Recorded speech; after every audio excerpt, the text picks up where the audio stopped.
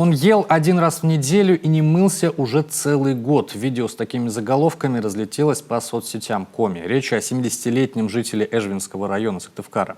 Одинокого и исхудавшего пенсионера-инвалида совершенно случайно обнаружил его давний знакомый. Именно он стал автором резонансного видеоролика. В ситуации разбиралась моя коллега Ксения Мишарина. Чем ты питаешься? Не знаю чем. Вообще не ешь, что ли, ничего? Да. Это видео в социальных сетях набрало десятки тысяч просмотров. В противовес трендовым клипам совсем не выдуманная и ничуть не веселая история 70-летнего эжвинца. Одинокого, голодного и исхудавшего пенсионера в одном из общежитий города случайно обнаружил местный житель Андрей Хандешин. Именно он снял ролик и по совету друзей разместил его в одной из групп ВКонтакте. То есть я его знаю с детства, как вы говорили. Потом судьба. Мы жили в одном поселке с ним. Поселок ВДП был такой здесь у нас.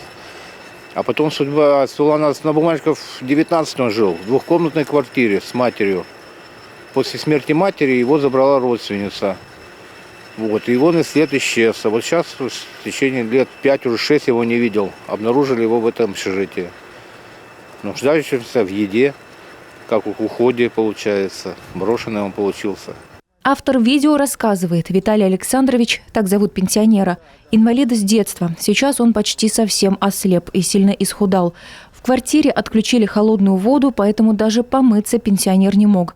Голодного старика подкармливали неравнодушные соседи. Холодильник есть у тебя? Нету, она продала. Холодильника нету?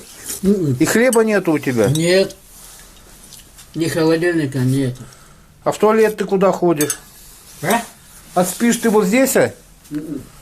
Спишь-то где? Вот здесь спишь? Да. После всеобщего резонанса мужчину на некоторое время приютили знакомые.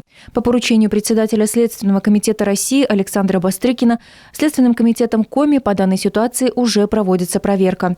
В ведомстве заверили, после выяснения всех обстоятельств пенсионеру окажут необходимую помощь. По словам автора видео, сейчас у Виталия Александровича все хорошо.